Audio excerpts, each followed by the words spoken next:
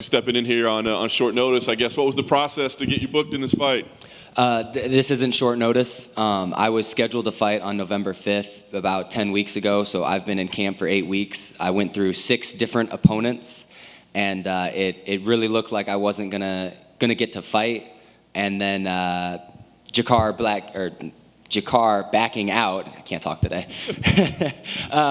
It just kind of all fell together really good. I've watched Mark for a long time. I knew the opponent. I liked the matchup, and it all came into place. You know, he's got just as much time to prepare for me as I had to prepare for him. Yeah. How difficult was that process, just to keep your focus or to keep the mindset right when that's constantly changing? Man, it was awful. It was awful. And everybody that they offered me were complete polar opposites of each other. The nice thing was the last guy before Mark that I thought I was fighting was a very good wrestler. So I was getting ready for that kind of style. He's more of a folk style wrestler. Mark's a Greco style wrestler. So it is different, but at least I was in the grappling department and everything. But I'm in shape. I'm ready to go. I've had a full camp. If he wins, it's not because of a bad camp or a bad cut. This is going to be just like normal. Nice. Have you been following Mark's work, and is it somebody that you thought you would pair up with at some point? Yeah, I've watched him fight for a long time. I watched from his debut on. I'm a fan of the sport, man. I was watching him when I was still a 145er.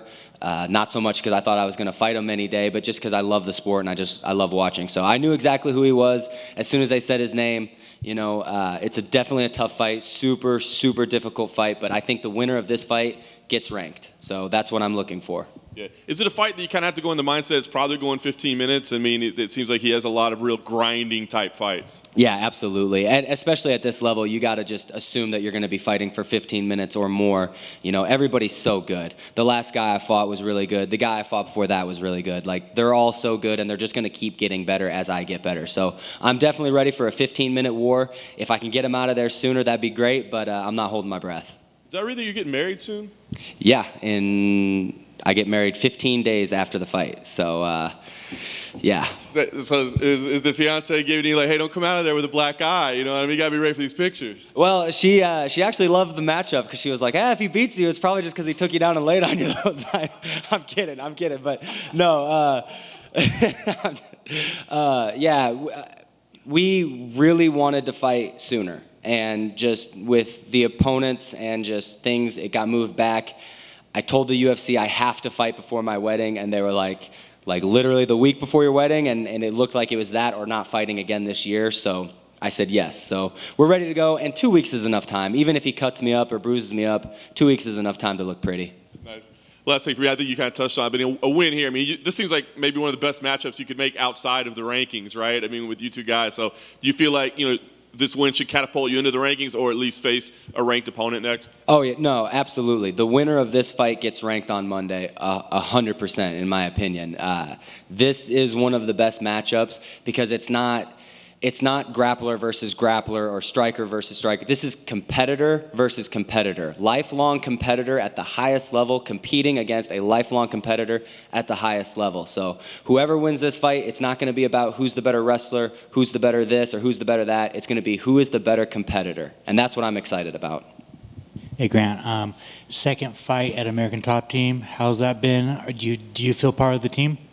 Yeah, absolutely, man. They welcomed me in day one, and I felt like I've clicked with all of the coaches. I feel like everything's going great. I got my boy Tiago Moises here, as always. I could not be happier with my team, and I could not be happier with the camp that we put together. A little bit more time, maybe with the name would have been nice, but I'm in shape.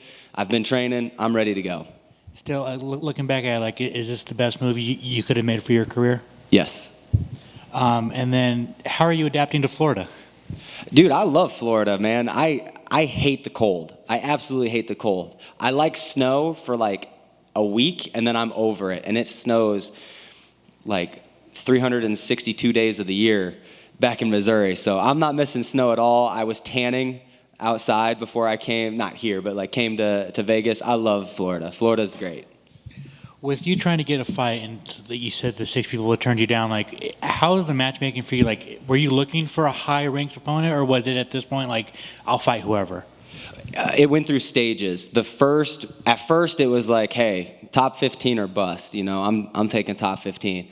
And then it was like, okay, well, anybody right outside the top 15. And then it came to the point where I was like, hey, just sign somebody to fight me. Like, I'll go find somebody to fight me off the streets. Like, I gotta fight, But other than an actual top 15 opponent, I think this is the best year. He's undefeated.